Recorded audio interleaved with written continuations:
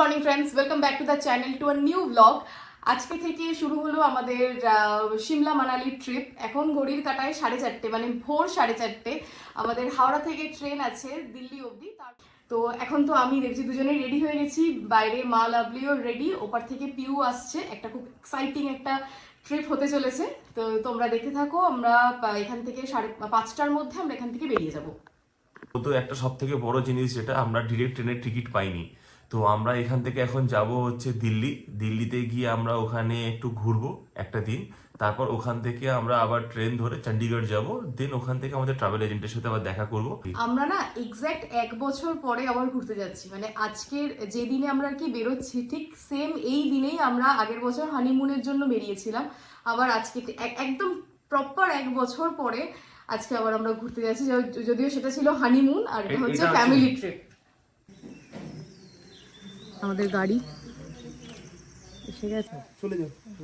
কাকুরা 3 জন পিছনে উঠবে, মা সামনে উঠবে। আমরা এই গাড়িতে? হ্যাঁ, তোরা 3 জন full team ready. So ready আর একটু জোরে রেডি, বেরিয়ে পড়েছি সবাই। এখন আমরা চলছি ইএম বাইপাসের উপর দিয়ে, আর খানিকক্ষণের মধ্যে মা ফ্লাইওভারের উপরে উঠে যাব।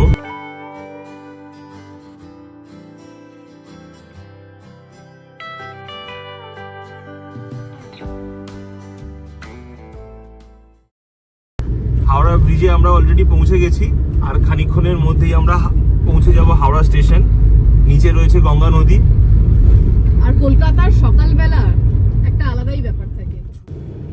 এখন অলমোস্ট 6টা বাজে, আর আমরা হাওড়া স্টেশন পৌঁছে গেছি 2 ঘন্টা আগে, যার জন্য সুস্মিতা আমার উপর খুবই চেঁচামেচি শুরু করে দিয়েছে। আমাকে বলেছিল আর একটু লেট করে বেরোবার কথা, বাট আমি ওকে তাড়া মারতে মারতে তাড়াতাড়ি করে নিয়ে এসেছি। এখন আমাদের 8টায় ট্রেন, তো এখন আমাদেরকে অপেক্ষা করতে হবে 2 ঘন্টা অলমোস্ট। দেবজিৎ আমাদেরকে 2 ঘন্টা আগে তাড়া দিয়ে হাওড়া স্টেশন পৌঁছে দিয়েছে। এবার আমরা ওয়েট করছি কখন আসবে দেখি ট্রেন। কিন্তু আলটিমেট একটা জিনিস তো স্বীকার করবি না, যে তাড়াতাড়ি করে এসছিস বলে ওটা সেফ। রাস্তা যদি কোনো সময় কোনো সমস্যা হতো, প্রবলেম হতো। তুই সব জায়গায় এরকম তাড়াহুড়ো করিস, ওকে বেকার কথা বলে লাভ নেই। ও সব জায়গায় এরকম তাড়াহুড়ো করে, মানে বাড়ি থেকে বেরোনো যাবো প্যালপিটেশন শুরু হয়ে যায়। এই বুঝি ট্রেন ছেড়ে দিল, এই বুঝি ট্রেন ছেড়ে দিল, এই বুঝি ফ্লাইট ছেড়ে দিল।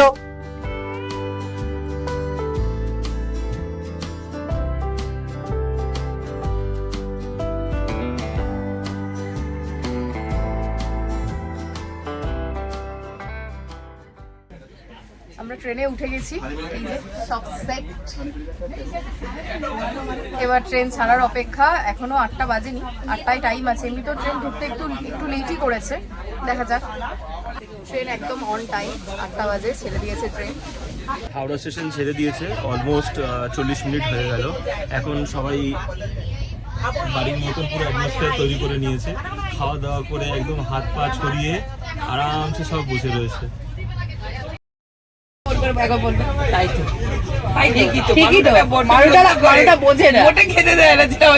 আমার যে মানু ফোন ধরবে না, দেবজিতের এটা একটু বোঝা দরকার। মানু তো একটা ভালোর জন্য বলছে না, হ্যাঁ বোঝা উচিত। তোমার তো চেহারাটা ভারী হয়ে যাচ্ছে। হ্যাঁ, আমার যখন বলবে, আবার ও যখন বলবে, আমার বলবে এতদিনকার অভ্যেস না, ছাড়তে তো একটু সময় লাগবে। মানুটা বলে না, আমি বলি কোন দিকে যায়। এই যে লাভলি হচ্ছে দোতলায়, আর বলে তোল ঠিক ওই দিকে বোতলের ওপারে হচ্ছে পিউ একতলায়, আমি একতলায়, লাভলি দোতলায়, আবার এই ওপরে হচ্ছে মায়ের ওপরে দেবজিৎ। লাভলি যদি ভেঙে পড়ি কি হবে? তুই তো তোর তো ব্যাপারটা জানি না, কিন্তু আমি যদি ভেঙে পড়ে পিউ চিলছে একটা, আর যদি মা ভেঙে পড়ে তুই মোটামুটি চিলছে একটা। আরে না, আর ধর যদি দাদা ভেঙে পড়ে, তোকে খুঁজেই পাওয়া যাবে, আমাকে তো খুঁজে পাওয়া যাবে, পুরো স্ম্যাশড হয়ে যাবে। আমার লিস্টে পুরো খেতে হবে। না বেলচা দিয়ে তুলতে হবে, দেখবি মাকে তো খুঁজেই পাওয়া যাবে না তোলার জন্য। মায়ের 4টে হাড় দেখা যাবে শুধু। তো আমরা রাতের ডিনারটা জোম্যাটো থেকে অর্ডার করেছিলাম, ওরা ট্রেনে এসে একদম আমাদের সিটে এসেই দিয়ে গেল। বেশ ভালো সার্ভিস।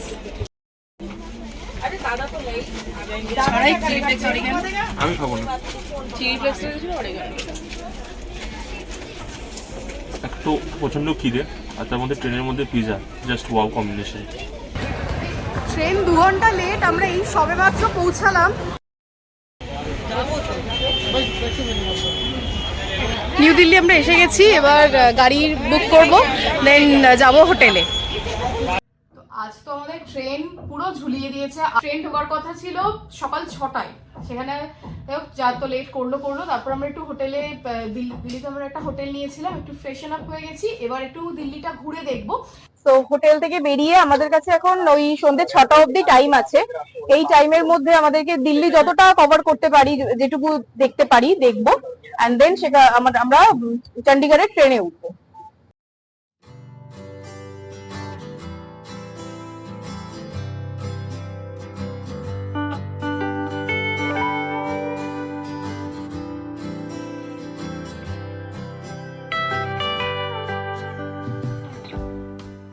তো আমাদের ফার্স্ট দেখার জায়গা হচ্ছে বিড়লা মন্দির। এবার ঢুকছি, সাবওয়ে দিয়ে ঢুকছি।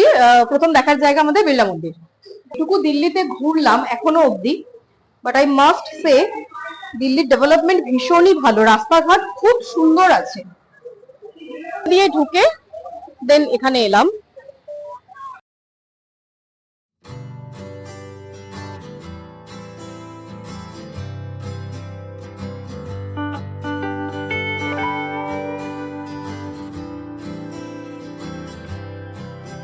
ভিডিওগ্রাফি অ্যালাউ করে তাহলে অবশ্যই তোমাদেরকে ভেতরটা ঘুরে দেখাবো। আমাদের দর্শন হয়ে গেছে, ওখানে ভেতরে ভিডিও অ্যালাউ ছিল না। ইভেন ভেতরটা খুব সুন্দর। যখনই তোমরা দিল্লি আসবে একবার এখানে ভিজিট করতে পারো, খুবই ভালো জায়গা। তো দিস ইজ আওয়ার লাঞ্চ। থেকে বেরিয়ে আমরা লাঞ্চ করে নিচ্ছি। এবার যাবো ইন্ডিয়া গেট দেখতে। এখন আমরা রয়েছি ইন্ডিয়া গেটে। সত্যি জায়গাটা খুবই সুন্দর। তোমাদেরকে পিছনের ভিউটা একটু দেখাই। সবাই রয়েছে। মাংকু, আমরা ছাতা সবার জন্য নিয়ে এসেছিলাম, কিন্তু প্রত্যেকটা ছাতা লাগেজের মধ্যে রয়েছে। কারোর কাছে ছাতা নেই, যে মেরা মাথায় দাঁড়িয়ে আছি। তুই মাংকু একটু গাছের ছাওয়ায় দাঁড়া, তোর মাথা গরম হয়ে গেলে তুই আমাকে পরে গরম করে দিবি। সে তো নেবই। এই কাকু এসছে। কাকু এখন ফটোশুট করতে খুব ব্যস্ত। কাকু আমার খুব প্রিয় একটা মানুষ। এই হচ্ছে কাকিমা। আর আমাদের অ্যানিভার্সারির ভিডিও এলে আমি কাকুর ডান্স তোমাদেরকে দেখার মতো। হাইটাই বলো। আর এই হচ্ছে কাকিমা। আর কাকিমা কই? এই হচ্ছে কাকিমা, এই হচ্ছে, আর এই হচ্ছে পিউ, কাকু কাকিমার মেয়ে। আর আমার বেস্ট ফ্রেন্ড। আর পিছনে একজন, দুটো পিউ আছে, এটা একটা পিউ, ওটা একটা পিউ। পিউ 1, পিউ 2। আর এটা বেস্ট ফ্রেন্ড বলতে সঙ্গে সঙ্গে এই পিউর মুখটা ফুলে গেল। দেখো কোথা থেকে যাচ্ছে, দেখো এখান থেকে যেতে গিয়ে যদি বাই চান্স একবার জলে পড়ে তাহলে পুরো জলপরি হয়ে উপর থেকে উঠবে, একদম বেয়ে থেকে, জল থেকে। তোমরা বলো, সোজা পাকের মধ্যে ঢুকে যাবে। আর পুরো পাকের ভেতরে ঢুকে যাবে, যেখানে অলরেডি অনেক সুন্দর সুন্দর মাছ আছে। ও জাস্ট এরকম করে ফুল তুলবে, মানে এখন ফটো সেশন হচ্ছে আর কি। মাংকু চলেছে গটমট করে ইন্ডিয়া গেট দেখবার জন্য। আর আমার বাকি পুরো টিম রয়েছে পিছনে। তোমাদেরকে একটু জুম করে ভালো করে দেখাই। সত্যি একবার দেখো তোমরা, সত্যি খুব, মানে লোক। আজকে স্পেশালি সানডে, তো এই জন্য এত বেশি লোকের ভিড়।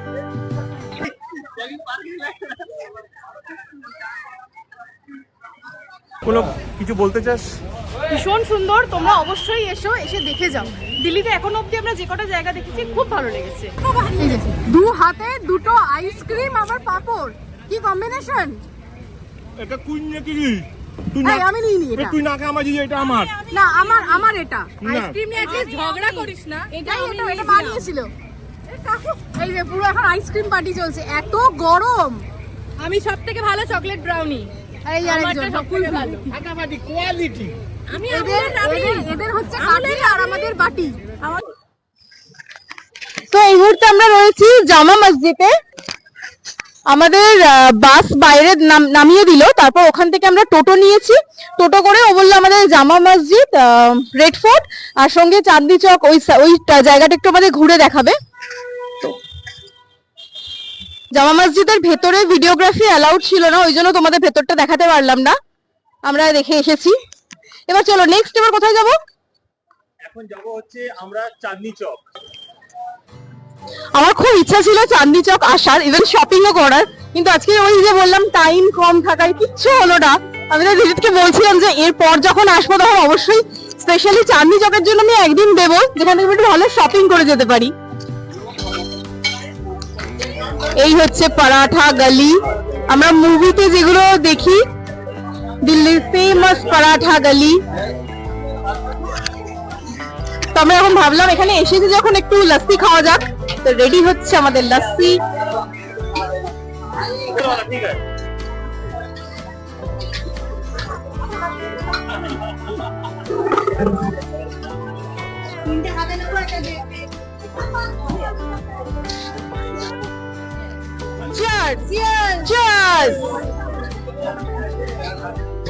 লস্যির গ্লাসের সাইজ গুলো তো বেশ বড় গো। কেমন লাগছে?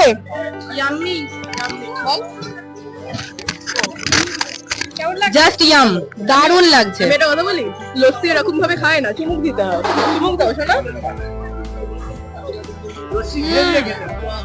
জাস্ট ওয়াও, একদম হালকা মিষ্টি, ভীষণ সুন্দর, আর উপরে মালাইটা তো অপূর্ব। এন্ড দৌলত কি চাট, খেয়ে বল কেমন। না না, তুই খা আগে, খেয়ে বল।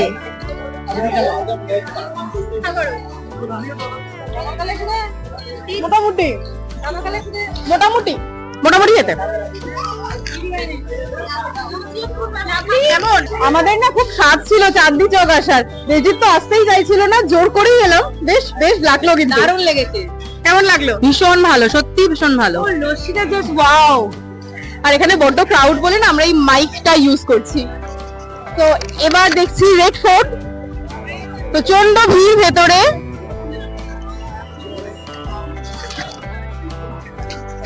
এখানে দু ধরনের টিকিট আছে, একটা 50 টাকার, একটা 80 টাকার। 50 টাকাটা মনে হচ্ছে উইদাউট মিউজিয়াম, তাই তো? হ্যাঁ, 50 টাকাটা উইদাউট মিউজিয়াম, আর 80 টাকা দিয়ে টিকিট কাটলে উইথ মিউজিয়াম। তো আমাদের হাতে টাইম কম বলে আমরা 50 টাকার টিকিটটাই কেটেছি।